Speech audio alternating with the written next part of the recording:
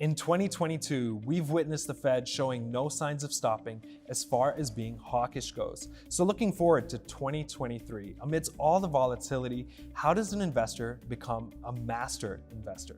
I'm Rashan Gidwani, and this is Tea Time Tuesday. Joining me to discuss all of this today is David Kuo, co-founder of The Smart Investor. Hi David, thanks for joining me on Tea Time Tuesday. How are you today? I'm very good, Rashan. Yeah. I heard that your signature was coming to an interview, having a jolly good time, but also getting down to the nitty-gritty of what's happening in finance. Well, I think, finance is such a boring subject that you need to liven it up somehow. And everybody should be interested in finance, but unfortunately, some of the commentators, talking heads, tend to be far too technical. And I think that turns people off. But everybody should be interested in finance, and I got my kids interested in finance from a very, very early age.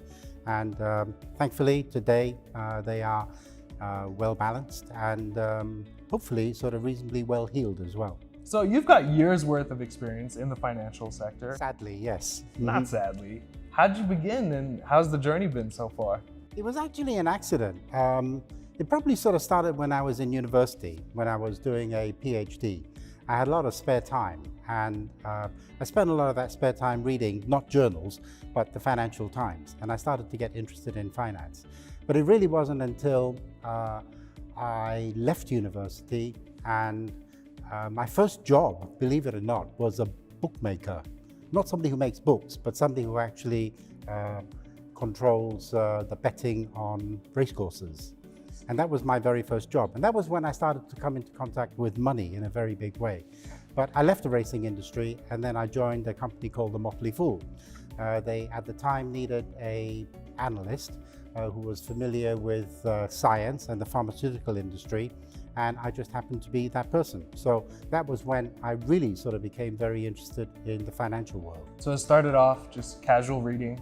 And then getting into racehorses. Were you betting as well, or we're not going to cover that? Well, the thing is, I did used to gamble. Yeah, I did used to bet on horses, but it was really when I started working in the racing industry that I suddenly realized that you can't really win on horse racing because the book is constructed in such a way that the bookie makes money regardless of whichever horse wins. It is a very, very sort of clever concept called over-round book, and it doesn't matter. The bookie doesn't care who wins because they make 20% regardless, and that really is the secret. And I think of investing as well. If you invest properly, you're going to make money regardless. But it's been a bit difficult now, right? The Fed's been a bit hawkish. It's a bear market. What advice do you have to give investors who have just started, maybe? I think it really sort of depends on what kind of investor you are. It took me a little while to discover the kind of investing that suited my personality. And like most people, when you start off, you do a bit of growth investing, value investing. And it wasn't really until I hit upon income investing or dividend investing that I suddenly sort of found something that I was very passionate about. And as far as an income investor is concerned, you're not really that concerned about the share price unless you are going out there and buying the shares. Regardless of what happens in the stock market, if you invest in the right type of companies with the right type of cash flow that can reward you as an investor through dividends, you don't really care that much about what's happening in the stock market. And it is what I call making money even whilst you sleep. So as we are talking now, Rashan, a dividend is dropping into my bank account. And when I go home later on tonight, another dividend will drop into my bank account. And another one will drop in tomorrow, the day after that. The only days that I don't get dividends in my bank account is a Sunday, yeah?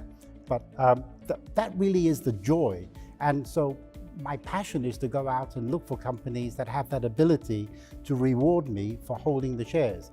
And you said, this is a difficult time for investors, primarily because maybe stock markets are down in certain places and some of the shares that you have bought have actually fallen in value. But for me, that is a buying opportunity, particularly if that company has got the strong cash flow and can reward me in terms of the dividends. Okay, but what about the tech sector? I mean, first off, Twitter employees, they're leaving on their own. Amazon announced 10,000 layoffs. Meta laid off 11,000 people.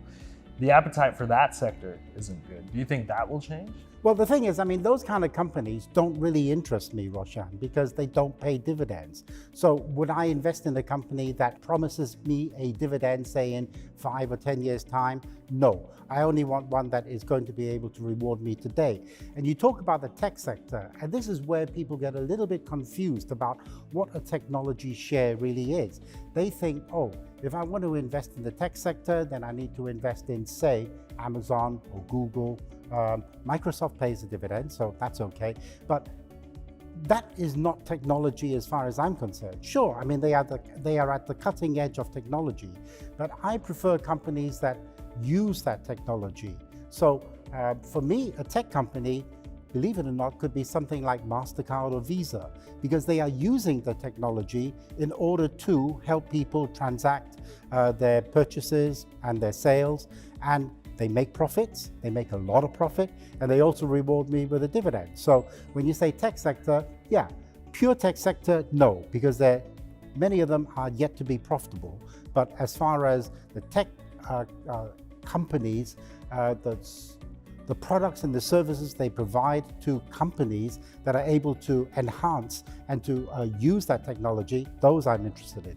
Say that's almost a stock tip, MasterCard, Visa.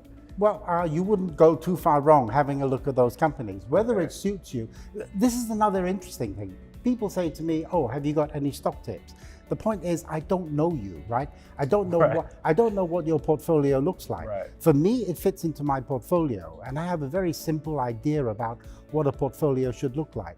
It should be in the form of a pyramid, right? So think of a pyramid, right? So it's got a very solid base, it's got a middle portion, and it's got a peak at the top, the apex, right? And the way I construct my portfolio is to put strong income growing shares at the bottom, so they form the base of the portfolio. And then on top of that, I have the growth shares, the likes of Visa, MasterCard, they will sit into that middle portion. And then at the very top, I have the slightly more interesting, the slightly more risky shares. What I don't want to do is to end up having an inverted pyramid where you actually have a tremendous amount of risky shares and then very little at the top. So as long as you construct your portfolio sensibly and have that strong income base that is capable of delivering for you lots and lots of dividends, then you can use those dividends to reinvest and to ensure that your pyramid remains in the same shape. You don't want a middle-aged spread, for instance. Having said that, I probably do have a middle-aged spread. So you don't want a lot of growth companies and very little at the bottom and very little at the top either. So it's all about balance. You look great, David. You're too kind, yeah. How did you come up with this formula, this pyramid structure? I think it was just common sense, because people were saying, oh, you know, I have a lot of exposure to risky shares. And I say, well, there's nothing wrong with having an exposure to risky shares as long as the rest of the portfolio looks okay. And so therefore you have that strong income base. The point about the pyramid is that as you get older, right, the money that is generated from that pyramid, you will be relying on for the rest of your life, right? Because one day you will stop working. We will all stop working because nobody wants to work until they die. So at some point, you will be relying on that portfolio to generate the income that you need. Now, if you have only exciting, volatile shares in your portfolio, where is that income going to come from? It can only come from selling those shares. And I have this philosophy that I never sell anything that I buy. So my portfolio grows in size over time, but I have never ever sold a share in my life. How do you predict what's going to happen with China and investing in China? What's your near-term outlook about that as far as the lockdowns go? Okay, I have this vision about what the world is going to look like. And it is something that I think that has been happening over the last 5 or 10 years. Prior to 10 years ago, exports was one of the biggest drivers for many countries around the world. There was bilateral, multilateral trade going on. But over the last 10 years, export as a percentage of GDP has kind of stalled at around 30%. So there isn't that appetite for exports anymore. And I have to ask myself, why is there not that appetite? I think Donald Trump has a lot to answer for in terms of trying to curtail the amount of trade that is going on between China and America. And I think asking many countries at the moment to pick sides is getting quite difficult as well. So what is going to happen, I think, is we're going to get a kind of bifurcated world. In other words, we're going to get the developed economies, and then we have China and the other developing economies. And so how do you play China in that sense? Some people say China is uninvestable. I don't agree with that. I think you cannot look at the population of China and say that is uninvestable. But what I think you can say is that the Chinese people will become more and more like us. They will want the same things as we do. They want good housing. They want the kind of goods and the kind of foods and the kind of entertainment that we have. And so those are the kind of industries that I am looking at. And I say, maybe one of the best ways of doing that is to have a look at many of the companies outside of China who can supply China with those kind of goods and services. So they will want things like soap powder. They will want things, like shampoos. They will want things like Coca-Cola, Pepsi-Cola. 2 more tips, by the way. Yeah, they will want those kind of things also, and they will have the means in which to pay for them. Let's sum it up. What advice do you have for investors on bracing their portfolios for headwinds next year in the event that the recession really does hit? Okay, carry on investing. And just because we have a recession doesn't mean that companies are going to go to the wall. I know we're winding up very quickly, but I want to tell you one very quick story about what happened in the UK when it was going into recession. Everybody was saying, the UK is going to recession, lots of businesses are going to go bust, and so therefore we shouldn't be investing. Well, that evening I was going out for dinner in Cambridge, and my kid said to me, there's probably no need for you to book a restaurant because the restaurants will be empty. Lo and behold, there was one Chinese restaurant that was heaving. People were queuing up outside, but thankfully I had booked. And so therefore I made my way into the restaurant and my table was there. I think the learning point is that yes, we're going into recession. Yes, there will be many companies that will not survive. But this particular restaurant did survive, and there were lots of people beating a path to its door. The question you have to ask is why?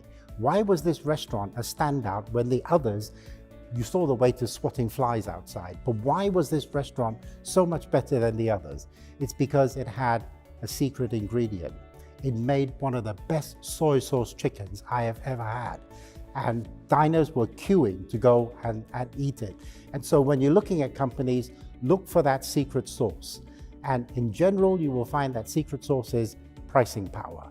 A company with pricing power will survive whether we are in a recession, whether we have inflation, or whether we have any kind of economic conditions. They will survive. And those are the ones you want, pricing power.